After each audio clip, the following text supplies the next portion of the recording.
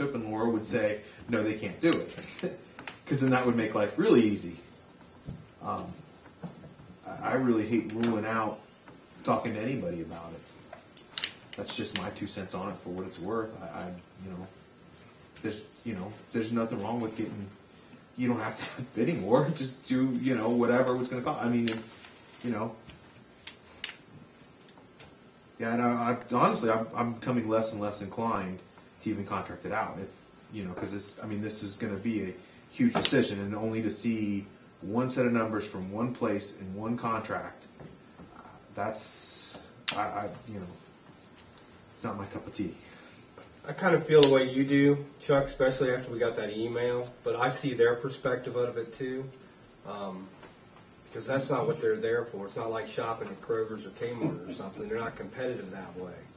I'm not asking all, I don't care if they both come back at the same number. I just want to see two contracts from two different places, because I don't want to end up, because there's a lot of hidden fees that are going to be in there. We've already talked about the gas, patrol cars. To me, if we do this, what I'm really seeing, the way I'm seeing it go, is we sign up for a year, 2 most, initially, and just see how it goes. Because there are a lot of, and we've already said it, there are going to be a lot of hidden fees. That's what I walked away from this with. Costs you can't nail down. You can't nail down gas prices. You can't nail down ammo prices. There's just so many But that carries to either one. That carries to either one. But that's what I'm saying, is how do we know, and like I said, we've heard with the county that, we're going to have to rebadge our cruisers. Are we getting a quote that's where we're not going to rebadge our cruisers? Well, that's all. I was really trying to hold. I would like to hold off on a lot of those details till I've got them confirmed. There's just, like I said, there's just so many different things that are going to come up. Yeah, there's a lot of factors. To me personally, I would love to see input from a couple different places. Not so much as I want to see the cheapest price. I want to be able to see what different places offer. And if we've never talked to anybody else, how do we know what's going on? How do we know we're getting a square deal? Not that I don't trust the county. They do it for a lot of other people. It's just how does somebody who's never, I personally, and I don't think anybody else up here has ever contracted out police services before. You're right, but you've also got to look at Pierce Township doesn't contract out they don't. anyone else either. So no, who knows? And just from the preliminary costs that we've seen from previously, in the newspaper article, the sheriff's department on a 4-year deputy that they just bring in the 4th year, they're paying $323,000 a year for 4 deputies. So if you see what they were going to charge us before, it's not that much above and beyond that. So it's pretty reasonable previously, as long as the numbers haven't changed, which is what we have to investigate.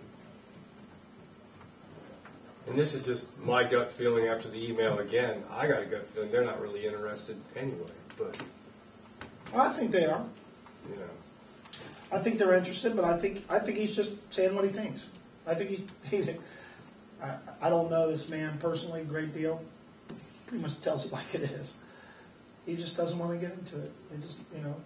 He has confidence in the Pierce Township Police Department. He doesn't want to get into, we charge this, we charge that. He's not going to do it. If you want us, call us. That's his perspective.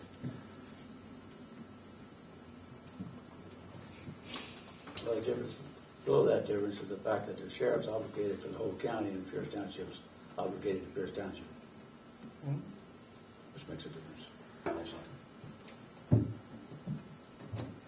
I guess to sum it, I guess really what I'm trying to say to sum it up is that I think in my 2 cents for what it's worth, I think we're too early in the process to be closing out any options. That's a better way of saying what I'm trying to say.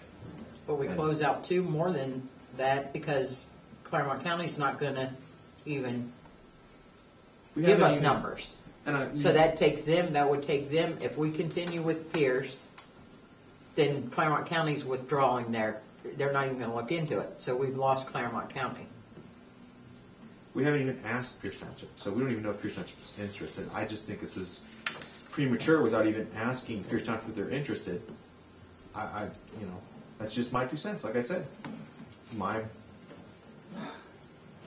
for what it's worth. And be honest with you.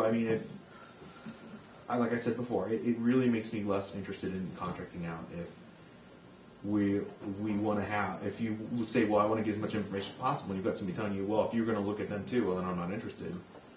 I mean, it's one of those things where I go, well, it makes me curious. And it makes me want information more information from more places. And that may just be because I never worked a union job. But we only have two choices, Pierce and Claremont. Well, we got a third choice. We keep our own force. Well, So we have three choices. We're losing one either way.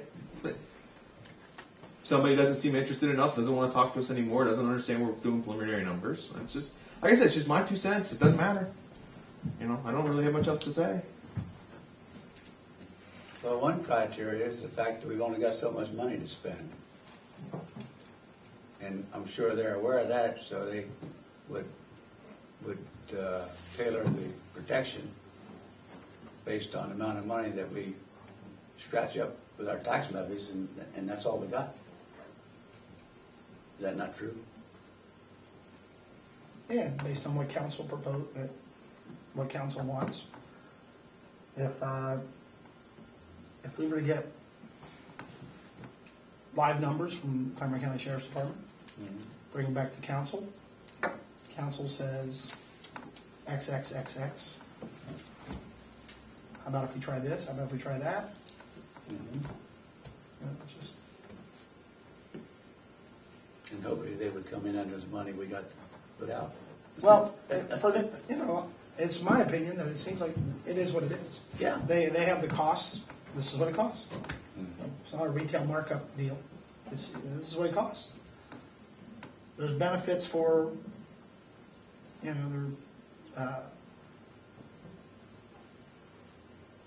negatives and benefits all the way around for everybody. See, but you did a pretty good job summing up what bugs me about it. You said that this is what it costs, this is what it is. They've got their numbers down, it's a rock solid hard figure. I don't see how that's competing to ask Pierce Township what theirs is. Well, And I guess that's the part that's got me What I'd say to you confused. on that, Chuck, is I totally understand what you're saying, but I don't think you could do, based on the man that I've met 2 times, I think he stands pretty steadfast where he's at. I don't disagree with what you're saying, but I think he says what he means. He means what he says. And I'm no gripe against him. It's we're the same way. I mean, we're thinking about it. Anybody who's interested, we're more than happy to talk to them. If somebody's no longer interested, that's fine. And it doesn't matter. But to me, like I said, when you say it's a hard cut, dried fact price. I don't see why there would be a problem with getting the same thing from somebody else. I mean, if that's what it is, that's what it is. And if it's not, and maybe, like I said, maybe I spent too much time shopping at Walmart and Kroger's to get the best deal, but that's just me. Well, let me just say this, having gone through the fire department bid process, that did create some animosity.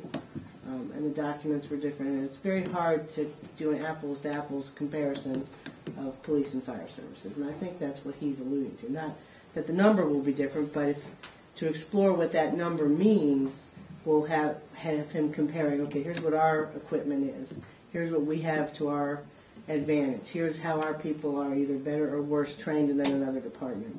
That's the sort of things that created animosity in the fire department contracting process. That's part of the reason why we had difficulty with that process, because some bids were complete with that sort of information because people were willing to provide that and other bids were not. And I think in part because they didn't actually want the equipment comparison, the personnel training, the years of experience. I mean, if you're really going to do that with police and fire, it's very difficult to do. But you wouldn't just take a number. You wouldn't just say, okay, they say they'll do it for $250,000 and they say they'll do it for $230,000. You would have to do due diligence to figure out what that meant. I mean, you're not going to pay $250,000 if all of their people are, just right out of the academy, have never shot a weapon, don't know how to do an investigation, and that's the kind of things you're going to be comparing. And I think he's right to say that does create some animosity. And I do see his point that he does have jurisdiction, well, not him personally, but the sheriff's department has jurisdiction throughout the county. So they work with all the departments. I understand he doesn't want to create that sort of we're better than them mentality. They want to have mutual respect among the departments.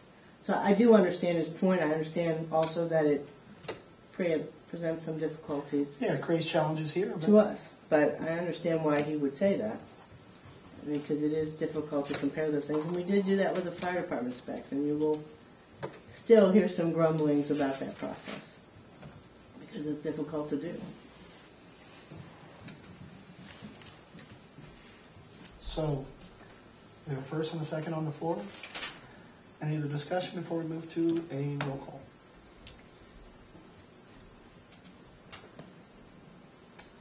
Roll call, please. Derek, Yay. Todd, Yay. Renee, Yay. Bob, Okay, Chuck.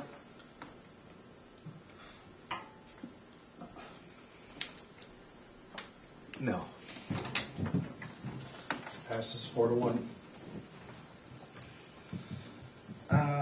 For review purposes, Kevin, would you reread what the motion is?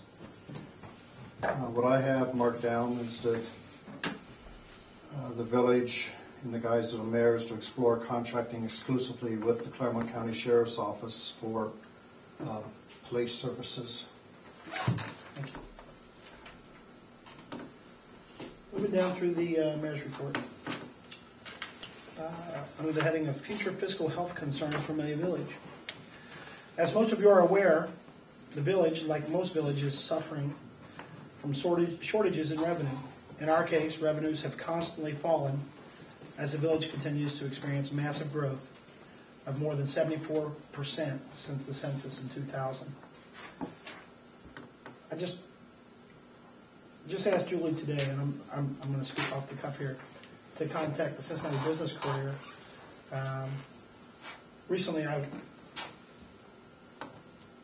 was waiting for an appointment. I was in the lobby waiting for an appointment. I was reading the Cincinnati Business Courier, and then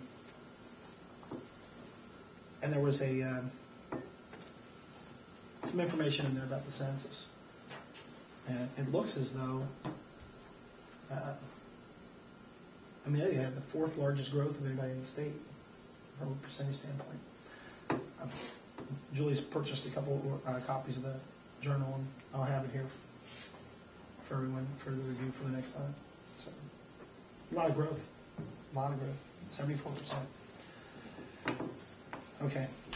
In your package, you received a spreadsheet that I asked Fiscal Officer Kevin Powell to create. That shows the local government fund, the general fund revenue, and the carryover balance at the end of each year since 2001. That chart will show that revenues have decreased incrementally to what is now more than $42,000 in 2010 since 2001. Now, let me clarify that. That's not $42,000 in total since 2001. If you look at the chart, in 2001, local government fund went from $159,000 to, in 2003, $127,000, and incrementally down each year to where it is now, roughly $117,000. So I just want to make sure that that was well understood. The chart also shows that the carryover balance from each year, what we started, which is what we started each new year with, that's indicated on the chart. During this time period, the most money that the village has carried into a new year was in 2007, with a carryover balance of $97,420.66. During this time period, the same time period from 2000 to 2010, the least money that the village has carried into a new year was in 2003, with a carryover balance of $5,533.14. When you compile an average from from 2000 to present, the average carryover balance for this time frame is $34,707.89.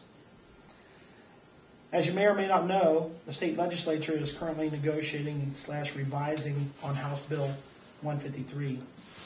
This bill is relevant to how funds from the local government fund are dispersed. The current proposal calls for the following changes to the local government fund. And in this area, I would ask for the fiscal officer to make any corrections or clarifications to my statements. In 2010, the local government fund generates $117,854.07. In 2012, the local government fund will reduce disbursement by 25%. However, because the state of Ohio works on a fiscal calendar July to July, we very well may see our first loss of revenue as early as July of 2011. That would be at a loss of 12.5%, as I understand it. In 2013, the local government fund will reduce the disbursements by 50%. Based on the data supplied by Mr. Pyle and the current cuts in local government fund, as I understand them, these cuts represent a loss of $58,927 in revenue for Amelia Village in 2013 and beyond. The average carryover balance for this time frame, 2000 to 2010, is $34,707.89. So, I think it's fair to say that by 2013, Amelia Village would be operating at a deficit of $24,000 if all things remained as they are. I've asked the fiscal officer to review the contents of my report and be prepared to confirm, deny, clarify the information that I'm presenting at this time. A couple things I'd like to point out that and you can see a little more when I give the fiscal officer report. If the carryover balance were to drop to $34,000, a lot of services would be eliminated. And if I remember correctly, the bill from Duke Energy for the streetlights alone was $3,500. The general fund took about $1,000 of that. I believe the rest of it was put to the road and bridge fund, or the streets fund, whichever you want to call it. So in essence, you'd have to turn off 1/3 of those streetlights. The stoplights, the general fund's paying about the same, 25 to 30% of the total bill. So you'd either get rid of the traffic lights or push more over to the street funds. Push more over to the street funds, there's not going to be that much left over to take care of filling potholes, plowing, salt, what have you. The only funds right now that are somewhat flush, if you will, are the cemetery fund and the fire levy. The cemetery fund solely because there's really no expenses out of that fund. And the village did receive a fairly substantial gift several years ago, which has made that one solvent, but under Ohio law, that money cannot be used except for the cemetery. So it's locked there. The fire levy, it's the same thing. Fortunately, the levy's been generating a little bit more than the actual contract, so it's been accumulating a bit of a balance. Next fire contract, the township may decide, we need to replace a fire engine. You cannot touch a fire engine for much less than $500,000 a pumper. If they want the village to pay for that, there goes the balance in the fire fund. So everything is very, very tight. The governor's budget proposes, and it's almost a mandate from the way I read the language, that local governments cooperate more in sharing services. Unfortunately, the amount of money that the budget is calling for to pay for the shared services across the state is a lot less than what the local government fund and the other state funds generate for the local governments. So even if the village were to get any additional share the workload money from the state, my very brief look over on the budget says, that's nice, it's not even going to begin to cover what we would need.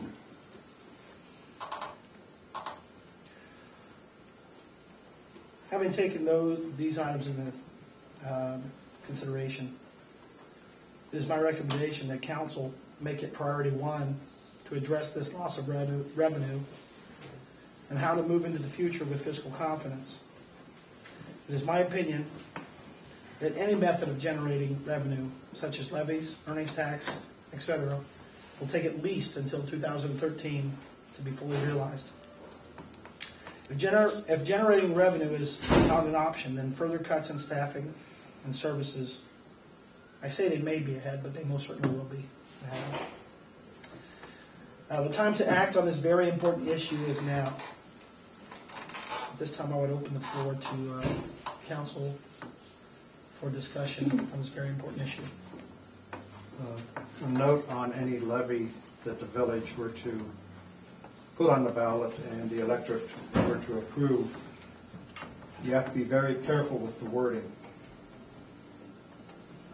The ballot language has to specifically say you want it to start with, in this case, tax year 2011, which would make the first collection in 2012. If you do not put that language in, the first collection would be in 2013. So the village would lose a whole year's worth of revenue by not saying specifically when you wanted that levy to be assessed by the auditor's office. As far as an earnings tax, I'm going to take a leap of faith that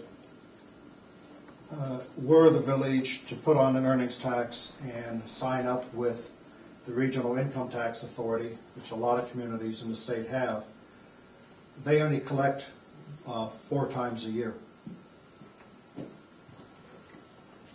And that earnings is then distributed a month after the end of the quarter, or something like that, maybe 2 months. They do try to do a pretty fast turnaround, but when I last checked, I believe they have 25 or 30 communities. Most are in Northeast Ohio. Loveland and Milford do contract with RETA, and it's just getting the money from RETA back to the village, if the village decides to go through them. I am sure that it's not going to be, we generated, $1,000. RETA's going to say, we want our 2% handling fee, or whatever their fee is. I haven't looked into that yet. And doing the earnings tax completely in-house, all I can say is Loveland had 3 people doing it, and they decided they couldn't handle it. So they now have RETA, and 3 people keeping RETA online.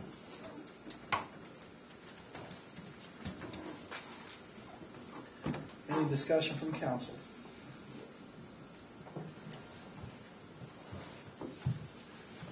One of the things tonight in Finance Committee that was brought up, Bob had talked about a operating levy possibility instead of a police levy. Some other ideas that were kicked around were possibly lowering the fire levy amount, exchanging it for basically a small earnings tax, so that the taxpayer basically isn't paying any more because their property tax would go down, but that'll help move money from where we have money into the general fund. So that was just another idea that we threw out there tonight, just thinking outside the box. I believe that idea was generated by the thought that there's currently a surplus in the fire fund. Correct. Now, we don't know what lies ahead, but there's, as with the information that we have today, there's a surplus. So, Mr. Powell indicated that there is a way to reduce, and this is, of course, subject to legal advice from our solicitor. He indicated today that, to his knowledge, there's a way to reduce your millage on an annual basis. So I'm just sort of talking on top of what you said to try to maybe say it Sure. another way, see if it comes out any Yeah. differently, is that while providing some relief to the taxpayers for their current burden for fire expenses, if council were to look into the idea of imposing even a very small earnings tax, things may very well balance themselves out, and at the same time open up other funding mechanisms. Because with the imposition of an earnings tax, especially with the coming of somebody like Kroger's, you're going to see generation of revenue from the Kroger store. You'll see generation of revenue from the schools, from the library. All the people in the village are currently not paying earnings tax, or not paying property taxes. So I think I'm just trying to clarify that was the thought process that was behind the initial idea. And am I saying what? Yeah, I mean, that was just thinking outside the box. It's like, what if we did this? You know, I didn't know that if we could lower the levy or not. And Laura, before we go any further, could you weigh in on that? I don't know the exact methodology for it, but you can. so we'd have to crunch numbers to where, okay, they're going to save this much on their property taxes, so that would translate to a point whatever earnings tax. So basically, look at it to offset the cost. Right. And that would move money from the fire fund, fire levy, which we're accumulating money now. I mean, a few years from now, we don't know what it's going to be like, but for the next couple of years anyway, we know that we're fine. So if we could just move that money, we can't do it, take the levy money and move it to where we want. So if we move it externally before it ever gets there, let's lower the fire levy amount. Say it impacts, residents that's, $150 less a year on property taxes. If we can come up with some kind of formula for the earnings tax, based on, the average household income of, 50,000 or whatever, so whatever that percentage is, to where it's $100 or $200, whatever we were able to save them on the fire side. It's just an idea that popped up during Finance Committee. And then we always have the lighting district that we've never went any further with, just as other ideas. Lighting district, and the other really important piece about the idea of the earnings tax, even at the very smallest percentage, it does create revenue opportunities for JEDs to do a joint economic development district, and you would also have, I think there's 400 jobs at Kroger's coming into play.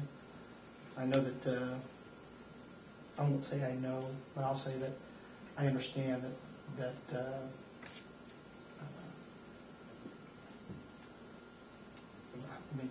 let me not say that, never mind.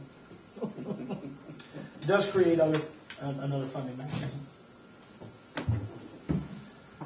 And a lot of the time, I know when we were talking before that those who pay an earnings tax where they work would get a rebate or the refund back from what they would be paying here.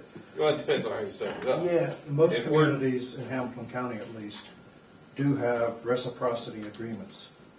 In my case, when I was working with the county auditor, Cincinnati had a 2.1% tax, Loveland had a 1%. All I did is I told them, hey, I'm paying Cincinnati, and Loveland said, okay, see you next year. But the way we're kind of looking at this is you're giving it back to them on the fire levy side. So it won't There's impact really the not room to taxes at all. The homeowner We're try- himself will. Right. I mean, we're trying to get as close to a wash as possible for the property taxpayers. Right. That's That's- yeah. That's but- what I'm. That's Well, what but I'm saying if too. you go in and you know, if they're paying, say,